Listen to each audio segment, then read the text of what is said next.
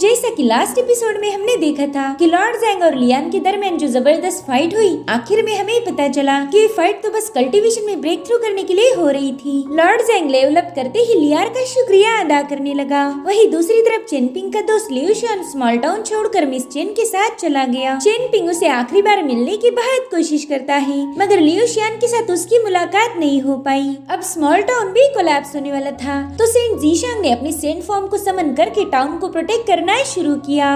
अब आगे तो ओपनिंग सीन में हमें दिखाया जाता है कि स्मॉल टाउन में मौसम काफी ज्यादा खराब था। चेनपिंग भी इस मौसम को देखकर थोड़ा सा परेशान हो गया। उसके हाथों में सेंट जीशांग ने दी हुई हेयर पिन थी, तो निंग्या वहाँ आकर उससे कहने लगी कि तुम इस हेयर पिन को ट्राई क्यों नहीं करते, तुमने इसे अपने बालों में लगाना चाहिए। अगर सेंट जीशांग ने इस हेयर पिन को तुम्हें गिफ्ट किया है तो तुम उसका यूज करो। वेल, मैंने इसे केयरफुली चेक किया था, मगर ये तो बस एक सिंपल सी हेयर पिन है। मुझे तो लगा था कि इस हेयर पिन के अंदर एक स्मॉल केव होगी। जिस पर चेनपिंग उसे कंफ्यूज होकर पूछने लगा कि आखिर एक हेयर पिन में स्मॉल केव कैसे हो सकती है। तो निंग्या उसे बताती है कि इस दुनिया में दो तरह की केव्स हैं। जहाँ पर हम फिलहाल रहते हैं वो है लीजू हेवन केव। इसकी टेरिटरी बहुत ही विशाल है और यहाँ पर कई सारे मैजिकल हर्ब्स और ट्रेजर भी पाए जाते हैं। वहीं पर हेवंस के लोग जहाँ रहते हैं वो केव हमारी केव से थोड़ी अलग है। शायद वो यहाँ से लाखों मील दूर होगी। जिसके बाद वो चेनपिंग को डिजाओ नाम के एंसेस्टर के बारे में बताती है। दरअसल उनके पास भी एक केव है जिसे लोटस केव के नाम से जाना जाता है। लोगों का मानना था कि इस केव में बस लोटस फ्लावर की एक पंखुड़ी है और वो पंखुड़ी डाली डायनेस्टी से भी ज्यादा बड़ी है, मगर चेनपिंग को इस बात पर यकीन नहीं हो रहा था। तो निंग्याओ कहती हाँ, मुझे भी इस बात पर यकीन नहीं, इसलिए तो मैं उस केव की तलाश में जाने वाली हूँ। अगर लेजेंड्स का कहना सही रहा तो मैं जरूर से वापस आकर तुम्हें सच्चाई बता दूंगी। वैसे तुम्हारा आगे का क्या प्लान है? तो चेनपिंग उसे बताता है कि फिलहाल तो मैं मास्टर वान की मदद करने वाला हूँ और आगे चलकर मैं माउंटेन्स में ही जाकर हर्ब्स कलेक्ट किया करूँगा। उन्हें एल्डर यांग की शॉप पर बेचने से मैं पैसे भी कमा सकता हूँ। लेकिन निंग्या को उसका ये प्लान बिल्कुल भी सही नहीं लगता। वो कह रही थी कि अगर तुम माउंटेन्स में गए और वहाँ पर उस मास्टर युआन या फिर माओ कुजान ने तुम पर हमला किया तो तुम क्या करोगी? अब इसका जवाब तो चेनपिंग के पास भी नहीं था। तो निंग्या कहती तुम बस चुपचाप से मास्टर युआन के साथ काम करोगी, भले ही वो तुम्हें वहाँ से जाने के लिए बोल दे, मगर तुम वही बेशर्मो जैसे काम करना, क्योंकि सिर्फ मास्टर युआन के साथ रहकर ही तुम सेफ रह पाओगे। तो चेनपिंग कहते नहीं, मैं मास्टर युआन को परेशान नहीं करना चाहता। जिस पर निंग्याओ कहती कि इतनी छोटी मोटी परेशानियों से मास्टर युआन को कोई फर्क नहीं पड़ेगा। लेकिन चेनपिंग उसकी इस बात पर राजी नहीं था। वो कहता है कि मैं ऐसे जबरदस्ती वहाँ नहीं रह सकता, पहला मैं उनसे बात करता हूँ। अगर वो मुझे अपना डिसाइपल बनाने के लिए मान गए तो ही मैं उनके साथ रहूंगा। तो निंग्याओ चेनपिंग के कॉपर एंड गोल्ड के कॉइन के बैग पर हाथ रखते हुए कहने लगी कि अगर इस टाउन में तुम पैसे खर्च करोगे तो तुम्हारी हर मुश्किल आसान होगी। तो चेनपिंग जल्दी से उन कॉइन्स के बैग को पकड़ लेता है, मगर वो कह रहा था कि मुझसे ना ये पैसों का रौब झाड़ना नहीं होता, मैं बहुत ही सिंपल बंदा हूँ। जिस पर निंग्याओ कह रही थी कि शुक्र मनाओ मैं तुम्हारी बीवी नहीं हूँ, वरना हर रोज तुम मेरे हाथों से चाटे खाते। मुझे तो उस बेचारी लड़की के लिए बुरा लग रहा है जो कि आगे चलकर तुम्हारी बीवी होगी। तुम तो ना ही उसे प्रोटेक्ट कर पाओगी और ना ही खुश रख पाओगी। तो चेनपिंग की तरह ऐसा नहीं होगा, देख लेना मैं मेरी वाइफ को हमेशा प्रोटेक्ट करूंगा, चाहे उसके लिए मुझे हेवंस के गॉड्स के खिलाफ भी लड़ना क्यों न पड़े, मैं पीछे नहीं हटूंगा। वैसे भी मेरे फादर कहा करते थे कि अगर तुम अपने लाइफ पार्टनर को प्रोटेक्ट नहीं कर सकते हो तो तुमने शादी भी नहीं करनी चाहिए। निंग्याओ भी चेनपिंग की बातों से थोड़ी सी इम्प्रेस हो गई थी, जिसके बाद निंग्याओ मास्टर युआन की शॉप की तरफ रवाना हो गई। चेनपिंग उसे वहाँ तक ड्रॉप करना चाहता था, मगर निंग्याओ ने उसे मना कर दिया। अब उसके वहाँ से जाने के बाद चेनपिंग सेंट जीशांग ने दी हुई हेयर पिन को देखने लगा। वो समझ गया था कि सेंट जीशांग मुश्किल में है और अब हमें पूरे के पूरे स्मॉल टाउन को दिखाया जाता है जो कि सेंट जीशांग के हाथ में था। सेंट जीशांग स्मॉल टाउन को प्रोटेक्ट कर ही रहे थे कि तभी उन पर एक जोरदार डिवाइन पावर से अटैक हो गया। देखते ही देखते वहाँ पर 4 हेवनली सेंट पहुँच गए, जो कि सेंट जीशांग से कह रहे थे कि तुम हेवनली वे के खिलाफ जाकर बगावत पर उतर आए हो। हम अच्छे से जानते हैं कि तुम्हें लीजू हेवन केव के लिए सिंपैथी फील हो रही है, तुम बिल्कुल नहीं चाहते कि स्मॉल टाउन डिस्ट्रॉय हो, मगर ऐसा करके तुम हेवन के अगेंस्ट जा रहे हो। लेकिन अभी भी वक्त है, पीछे हट जाओ और हम तुम्हें बख्श देंगे। मगर सेंट जीशांग इस पर कोई जवाब नहीं देते, जो देखकर एक सेंट काफी ज्यादा भड़क जाता है। वो कह रहा था कि इस बंदे से बात करके कोई फायदा नहीं, ये कभी तुम लोगों की बात नहीं मानेगा। मेरे ख्याल से हेवन के खिलाफ जाकर कुछ एक्स्ट्रा ऑर्डिनरी करने वाला है, मगर इसके लिए तो पहले इसे मेरे अटैक से बचना होगा। जिस पर सेंट जीशांग कहने लगी कि ड्रैगन स्लिंग बैटल को 3000 साल बीत चुके हैं। उस बैटल के बाद लगभग 3000 सालों तक हमारी स्मॉल टाउन ने ग्रेट अपॉर्चुनिटीज को एंजॉय किया है। यहाँ पर पैदा हुई कई सारी जनरेशन टैलेंटेड और जीनियस थी, मगर मैं उन लोगों को जीनियस नहीं मानता, क्योंकि यहाँ मिलने वाली हर एक अपॉर्चुनिटी के पीछे वो गोल्डन ड्रैगन था। और यही वजह है कि मैंने इस स्मॉल टाउन में अपनी अकेडमी ओपन की, ताकि मैं यहाँ की आने वाली जनरेशन को सेल्फ कल्टीवेशन सिखा पाऊँ। लेकिन अब डा ऑफ हेवन इस टाउन को सप्रेस करके मुझे रोकना चाहता है, लेकिन मैं इस टाउन को डिस्ट्रॉय नहीं होने दूंगा। जब तक मैं सेंट जीशांग जिंदा हूँ तब तक आप इस टाउन को कुछ नहीं कर सकते। सेंट जीशांग की बातें सुनकर वो सेंट काफी ज्यादा भड़क गए। वो कह रही थी कि हमने 3 टीचिंग सेटअप की थी, लेकिन तुम उन टीचिंग के अगेंस्ट जाकर अपने डिसाइपल्स को कुछ और ही पढ़ा रहे हो। जिस पर सेंट जीशांग कहने लगे कि मुझे नहीं लगता आपको मेरी टीचिंग से प्रॉब्लम होगा। अगर ऐसा होता तो आपने कब का मुझ पर अटैक किया होता, मगर ऐसा नहीं हुआ। आप 3000 सालों बाद स्मॉल टाउन पर अटैक करने आए हो, तो मैं भी यहाँ चुपचाप बैठकर तमाशा नहीं देख सकता। वहीं पर एल्डर वांग और सीनियर माँ को पता था कि सेंट जीशांग किस मुसीबत से लड़ने वाले हैं, मगर फिर भी वो लोग उनकी कोई मदद नहीं करते। इधर एक हेवनली सेंट जीशांग से कह रहा था कि तुमने हेवनली वे के खिलाफ जाने की कोशिश की है, अब तुम्हें इसका खामियाजा भुगतना होगा। सच बताओ तो मैं तुम्हें 1 सेकंड में मार सकता हूँ, लेकिन पहला मुझे तुम्हारी एबिलिटीज को चेक करना है। देखता हूँ तुम मेरे सामने कब तक टिक पाओगे। जिसके बाद वो अपने मल्टीपल सोर्स को समन करते हुए सीधा सेंट जीशांग की तरफ उन्हें रिलीज कर देता है। वो सारी सोर्स सेंट जीशांग के आसपास रिवॉल्व करते हुए उन पर अटैक करना शुरू कर देती है, जिसके चलते सेंट जीशांग बुरी तरह से घायल होकर उनकी बॉडी पर क्रैक्स पड़ गए थे। और अब सेंट जीशांग ने खुद को बचाने के लिए स्मॉल टाउन के बैम्बू लीव्स को समन करना शुरू कर दिया। उन सारे पत्तों ने सेंट जीशांग के आसपास बहुत ही पावरफुल शील्ड बना दी थी, जो देखकर वो सेंट हंसने लगा। वो कहता है कि ये तो स्प्रिंग ब्रेस टेक्निक है और तुम इसी का यूज करके मेरे सोर्ड फॉर्मेशन को ब्रेक करना चाहते हो। अब मैं भी देखना चाहता हूँ कि तुम्हारी ये टेक्निक मेरे सोर्ड अटैक को कितनी देर तक रोक पाएगी। जिसके बाद वो एक बार फिर से अपनी डिवाइन सोर्ड का यूज करते हुए सेंट जीशांग पर हमला कर देता है। वो सेंट कह रहा था कि हमने तुम्हारी काफी सारी तारीफें सुन रखी है। लोगों का मानना है कि तुम्हारे 2 कैरेक्टर्स है, एक जितना सिंपल है दूसरा उतना ही उलझा हुआ है। खैर अगर तुम्हारे पास स्प्रिंग ब्रेस टेक्निक है तो मेरे पास है फ्लाइंग सोर्ड रेन। और अब देखते ही देखते उस हेवनली सेंट ने वहाँ पर करोड़ों सोर्ड्स क्रिएट कर दी, जो कि सेंट जीशांग पर बारिश जैसे बरस रही थी। उस सोर्ड की बारिश में सेंट जीशांग बुरी तरह से घायल हो गए। स्मॉल टाउन के लोग देख पा रहे थे कि आसमान में काफी कुछ बदल रहा है, मगर उन्हें ये पता ही नहीं था कि सेंट जीशांग उन्हें बचा रहे। वहीं पर सेंट जीशांग उस हेवनली सेंट से कहने लगे कि बारिश को पता रहता है कि कब उसने बरसना है और कब उसने रुकना है। जिसके बाद उसी सेंट की तलवार सीधे स्मॉल टाउन की रिवर में थ्रो करते हैं। उनके ऐसा करते ही उस रिवर का सारा पानी आसमान में चला गया और अब इसी रिवर वाटर ने उन हजारों डिवाइन सोर्ड को अपने अंदर ट्रैप कर दिया, जो देखकर वो सेंट भी थोड़ा सा चौंक गया। वो कह रहा था सेंट जीशांग मानना पड़ेगा तुम में काफी सारी एबिलिटीज हैं, लेकिन क्या तुम्हें लगता है कि ये तुम्हारी एबिलिटीज तुम्हें बचा पाएगी? और तभी एक दूसरा हेवनली सेंट अपनी थंडर पावर को एक्टिवेट कर देता है, जिसने सेंट जीशांग के वाटर बबल को डिस्ट्रॉय कर दिया था। तो अब उन डिवाइन सोर्ड्स के बाद वो थंडर सेंट जीशांग पर हमला कर रहा था। सेंट जीशांग देखते कि उनकी बॉडी पर अब काफी ज्यादा क्रैक्स पड़ चुके हैं। उन्हें पता था कि उनका अंत अब निश्चित होगा, मगर फिर भी सेंट जीशांग पीछे नहीं हटते। उन्होंने ठान लिया था कि वो इन सेंट्स का मरते दम तक सामना करेंगे।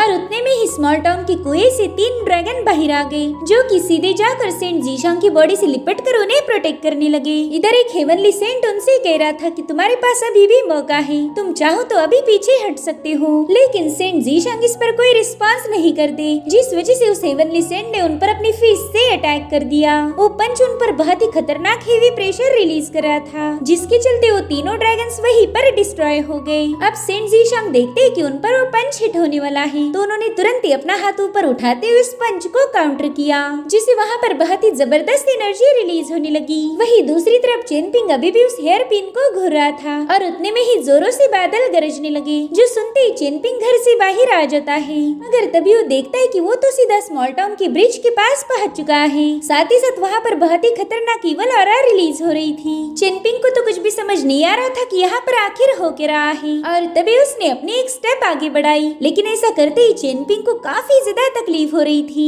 मगर फिर भी वो हिम्मत करते हुए ब्रिज के पास पहुंच जाता है। अब जैसे उसने ब्रिज की सीढ़ी पर अपना पाँव रखा, वो सीढ़ियाँ ब्रेक हो गई। चेनपिंग अब उस ब्रिज से काफी काफी दूर जा पहुंचा था। वो देखता है कि कई सारी इवल शैडोज अंडरग्राउंड से बाहर निकलते हुए उसकी तरफ आगे बढ़ रही है। चेनपिंग तो ये नजारा देखकर ही काफी ज्यादा डर गया और तभी वो शैडो सीधा उसके अंदर समा जाती है, जिससे चेनपिंग सीधा एक कॉफिन के सामने पटक जाता है। वेल वो कॉफिन चेनपिंग के फादर की थी। अब जैसे उसे टच करने जाता है वो कॉफिन वहाँ से गायब हो गई। साथ ही साथ वहाँ पर चेनपिंग को उसकी माँ भी नजर आने लगी। अब जैसे वो अपनी मदर की तरफ आगे बढ़ा वो भी अचानक से गायब हो गई। अब उन इवल शैडोज ने दोबारा से चेनपिंग को उसी ब्रिज के सामने लाकर खड़ा कर दिया। यहाँ पर चेनपिंग को कुछ भी समझ नहीं आ रहा था कि आखिर उसके साथ ये हो क्या रहा है, मगर सेंट जीशांग की हेयर पिन अभी भी उसके पास थी। अब जैसे ही चेनपिंग उस ब्रिज की तरफ आगे बढ़ रहा था उसे कुछ एंसेस्टर की आवाजें सुनाई देने लगी। वो उससे कह रही थी कि तुम एक मामूली से इंसान हो तो हमारे सामने नील करो और हम तुम्हारी किस्मत पलट देंगे।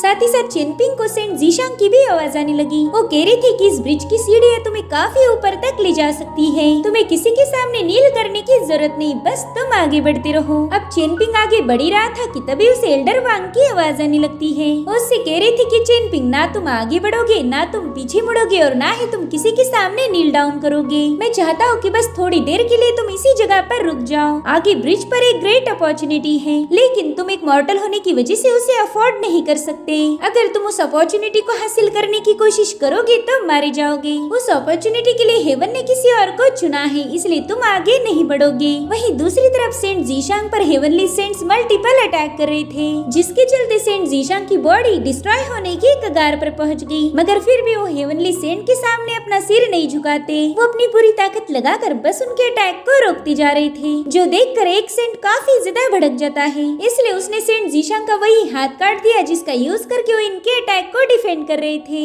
अब धीरे धीरे करके सेंट जीशांग की बॉडी डिस्ट्रॉय होने लगी। हालांकि उन्होंने अभी भी स्मॉल टाउन को रिलीज नहीं किया था, इसलिए वो सेंट अब चारों ओर से उन पर हमले करने लगे। और गाइस वाकई ये सीन काफी ज्यादा इमोशनल था। अब सेंट जीशांग ये सब किसके लिए कर रहे थे ये हमें कहानी में आगे पता चलेगा। वहीं पर चेनपिंग सेंट जीशांग को पुकारने लगा। वो कह रहा था कि प्लीज मुझसे बात कीजिए, तो सेंट जीशांग उससे बात करने लगे। वो उसे आगे बढ़ने के लिए बोल रहे थे। वो उसे बताते कि यहाँ पर तुम्हें बहुत ज्यादा प्रेशर फील होगा लेकिन फिर भी कोशिश करके एक कदम आगे रखो। इसलिए अब चेनपिंग भी ब्रिज की तरफ आगे बढ़ने लगा। हालांकि स्मॉल टाउन के सारे एंसेस्टर उसे गालियां दे रहे थे। वो कहते कि अपॉर्चुनिटी तुम्हारे लिए है ही नहीं, इसलिए जल्दी से पीछे हट जाओ। ये अपॉर्चुनिटी माओ कुजान की है, इसलिए तुम जल्दी से दफा हो जाओ। तभी एक दूसरा एंसेस्टर कहने लगा कि ना, माओ कुजान भी इस अपॉर्चुनिटी को हासिल नहीं कर सकता। इस टाउन में आज तक कोई ऐसा पैदा नहीं हुआ कि इस अपॉर्चुनिटी को क्लेम कर पाए। अगर चेनपिंग उनकी बातों को पूरी तरह से इग्नोर कर रहा था, इसीलिए वहाँ मौजूद शैडोज चेनपिंग को पीछे खींचने लगी। मगर चेनपिंग अपनी पूरी ताकत लगाकर उन सभी को रेजिस्ट करते हुए सीढ़ियों पर अपना पाँव रख देता है और उसके ऐसा करते ही वहाँ मौजूद सारी शैडोज गायब हो गई। चेनपिंग भी ये सब देखकर काफी ज्यादा सरप्राइज था।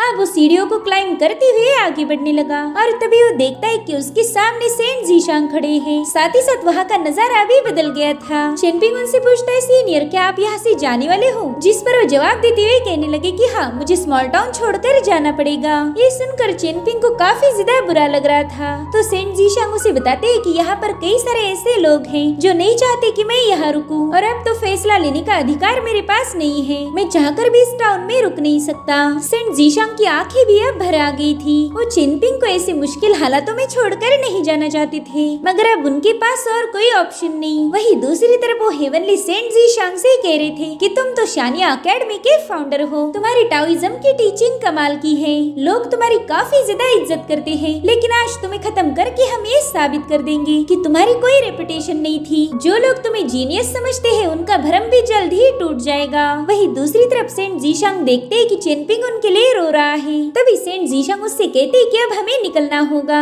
तो चेनपिंग कहते, सीनियर हम लोग कहाँ जाने वाले हैं? जिस पर वो कहते कि हम नहीं बल्कि तुम जाओगे, तुम बहुत ही जल्द एक स्पेशल पर्सन से मिलने वाले हो, वो पर्सन मेरे भी सीनियर है। अब ये सुनकर चेनपिंग काफी ज्यादा कंफ्यूज हो गया था और तभी सेंट जीशांग जोर जोर से हंसते हुए कहने लगे कि चेनपिंग तुम्हें उनसे मिलने के लिए काफी सारी मुश्किलों का सामना करना होगा, लेकिन मैं जानता हूँ तुम ये मेरे लिए कर लोगे। जिसके बाद सेंट जीशांग का फॉर्म वहाँ से गायब हो गया। अब दोबारा से उस जगह पर स्पिरिचुअल ऑरा फ्लो होने लगी। अब चेनपिंग के एक स्टेप आगे बढ़ाते ही उस पर बहुत ही खतरनाक हेवी प्रेशर रिलीज होना शुरू हो गया। चेनपिंग का इमॉर्टलिटी ब्रिज ऑलरेडी ब्रोकन था, जिस वजह से उसे काफी ज्यादा तकलीफ हो रही थी। साथ ही साथ वो हेवी प्रेशर चेनपिंग को बुरी तरह से घायल कर रहा था, मगर चेनपिंग पीछे पीछे नहीं हटता। इधर सेंट जीशांग उससे कह रहे थे कि बस हिम्मत करके आगे बढ़ो। तो चेनपिंग भी उस हेवनली प्रेशर के खिलाफ जाने की कोशिश करने लगा, मगर वो हेवनली प्रेशर उसे रोक रहा था। हेवनली वे ने चेनपिंग की किस्मत कुछ और लिखी है, लेकिन सेंट जीशांग इसे बदलना चाहते थे। वहीं पर चेनपिंग अपना पूरा दम लगाते हुए ब्रिज पर एक और स्टेप रख देता है, जिससे अब वहाँ का प्रेशर काफी ज्यादा बढ़ चुका था। और तभी सेंट जीशांग उससे कहने लगे कि तुम पर हेवनली वे बस 3 बार ही प्रेशर डाल सकता है, अगर तुमने उसे हैंडल कर लिया तो तुम आगे बढ़ जाओगे। अब सेंट जीशांग चेनपिंग से जोर जोर से कहने लगे कि बस तुम आगे बढ़ो, मैं जानता हूँ तुम ये कर सकते हो। साथ ही साथ वो हेवनली सेंट्स को भी चैलेंज कर रहे थे कि अगर तुम में दम है तो मुझ पर और ज्यादा अटैक करो, देखता हूँ तुम कितने अटैक्स में मुझे मार पाओगे। यहाँ पर सेंट जीशांग की आवाज में हमें एक अलग सी एनर्जी महसूस होती है, क्योंकि उन्हें यकीन आ गया था कि चेनपिंग उन्होंने दिया हुआ टास्क यकीनन पूरा करेगा। तो उन डिवाइन सेंट्स ने सेंट जीशांग पर कई सारे अटैक्स करना शुरू कर दिए, जिससे उनकी बची कुची बॉडी भी कोलैप्स होने लगी, मगर उनकी पूरी नजर थी चेनपिंग पर। इधर चेनपिंग भी उस हेवनली प्रेशर को चैलेंज कर रहा था कि आकर मुझे रोक के दिखा, और उसी प्रेशर के खिलाफ जाते हुए उसने 2 कदम और आगे बढ़ाए। इस मोमेंट पर उसे सेंट जीशांग की कही बात याद आने लगी। एक बार उन्होंने चेनपिंग से पूछा था कि क्या तुम्हें मौत से डर लगता है, जिस पर वो कहता है कि नहीं सीनियर, मैं मौत से नहीं डरता। चेनपिंग के इस जवाब ने उन्हें काफी ज्यादा इम्प्रेस किया था। वो कहते हैं कि अगर तुम्हें मौत से डर नहीं लगता तो तुम जरूर से सरवाइव करोगे, तुम्हारा फ्यूचर ब्राइट होगा और तुम काफी ज्यादा आगे जाओगे, बस शर्त ये है कि तुम्हें मौत से डरना नहीं है। उन्हीं सारी बातों को याद करके चेनपिंग कहने लगा कि मैं सेंट जीशांग को कभी निराश नहीं करूंगा, उन्होंने मुझसे बोला है कि मुझे एक सीनियर से मिलना होगा, तो मुझे वहाँ जाने से कोई रोक नहीं सकता। जिसके बाद वो पूरी ताकत लगाने लगा। वो बहुत ही जोर से चिल्लाते हुए आगे बढ़ रहा था, क्योंकि वो हेवी प्रेशर उसे रोकने की पूरी कोशिश करता है, मगर चेनपिंग ने उसके सामने हार नहीं मानी और फाइनली वो एक और स्टेप आगे रख देता है। इधर सेंट जीशांग चेनपिंग की हिम्मत को देखकर अपने मास्टर से कहने लगे कि सीनियर, क्या आप इस बच्चे को देख रहे हो? इसके पास कोई कल्टीवेशन पावर नहीं, मगर फिर भी इसने मेरे लिए अपनी जान की बाजी लगा दी। वहीं पर चेनपिंग एक और कदम आगे बढ़ाते हुए उस ब्रिज के टॉप स्टेप पर पहुंच गया। उसके वहां पहुंचते ही वो हेवनली प्रेशर अपने आप गायब हो गया। साथ ही चेनपिंग के सामने बहुत ही तेज रोशनी रिलीज होने लगी, जिसमें से उसे एक डिवाइन फिगर नजर आ रहा था, मगर वो ठीक से देख पाई इससे पहले ही चेनपिंग वहाँ पर नीचे गिर गया। इधर सेंट जीशांग भी बड़ी तेजी से नीचे गिरने लगे थे, और उस मोमेंट पर उन्हें अपने एकेडमी के विजन नजर आने लगे। वहीं पर एल्डर वांग, निंगी और मास्टर वान ये सब देख रहे थे। सेंट जीशांग कहते कि यहाँ मौजूद हर एक पर्सन खुशी से रहे, मैं यही दुआ करूंगा। भले ही मेरे साथ गलत हुआ, मगर मुझे सेंट जीशांग को इससे कोई फर्क नहीं पड़ता। अगर ये दुनिया मेरे बिना खुश है तो मुझे भी इससे कोई शिकायत नहीं, लेकिन आज न कल तुम लोग ये समझ जाओगे कि सेंट जीशांग ही एक अकेला ग्रेट सेंट था। जिसके बाद सेंट जीशांग बड़ी तेजी से जमीन पर कोलैप्स हो गए। उनके वहाँ नीचे गिरते ही पूरी जगह पर उनकी स्पिरिचुअल एनर्जी रिलीज हो रही थी, और फिर फाइनली उनकी मौत हो गई। इधर चेनपिंग भी अपने माइंड स्पेस से बाहर आ गया। वो देखता है कि स्मॉल टाउन पर घिरे हुए सारे बादल हट चुके हैं। वहीं दूसरी तरफ सेंट जीशांग की सोल उनकी एकेडमी में बैठी हुई थी। वो कहते हैं कि मैं सेंट जीशांग अकेला था, मेरे जैसा और कोई नहीं हो सकता। अगर ये लोग मेरे बिना खुश है तो मैं भी यहाँ से खुशी से जा सकता हूँ। जिसके बाद उनकी सोल वहाँ से एक डिवाइन एनर्जी में बदल कर गायब हो गई। इधर स्मॉल टाउन के लोग देखते हैं कि उनका टाउन अब पूरी तरह से बदल चुका है। उनके ऊपर जो शील्ड लगी हुई थी वो ब्रेक हो गई। वहीं दूसरी तरफ एल्डर वांग कहने लगे कि अब स्मॉल टाउन के लोग भी रीइंकार्नेट हो पाएंगे, और इसके लिए सेंट जीशांग ने बहुत भारी कीमत चुकाई है। साथ ही साथ हमें स्मॉल टाउन के ब्रिज का सीन भी दिखाया गया, जो कि ऑलमोस्ट कोलैप्स हो चुका था। और अब वहाँ पर हम एक डिवाइन फेरी को देखते हैं, जिसका मकसद क्या है ये हमें आने वाले एपिसोड्स में पता चलेगा। सेंट जीशांग और इस फेरी के दरमियान एक बात हुई थी, जो कि कहानी में आगे चलकर एक बहुत ही इम्पोर्टेंट मोड़ लेने वाली है। गाइस, इस एपिसोड में हमें कुछ भी क्लियरली बताया नहीं गया कि आखिर सेंट जीशांग को खत्म करने की क्या वजह थी। हमें ऐसा दिखाया गया कि हेवनली सेंट स्मॉल टाउन को डिस्ट्रॉय करना चाहते हैं, मगर उनका असली मकसद कुछ और ही था। साथ ही साथ सेंट जीशांग चेनपिंग को आगे जाने के लिए क्यों कह रहे थे, इन सारे सवालों के जवाब आने वाले एपिसोड्स में क्लियर हो जाएंगे। इसलिए stay tuned. Thank you so much for watching. Bye bye.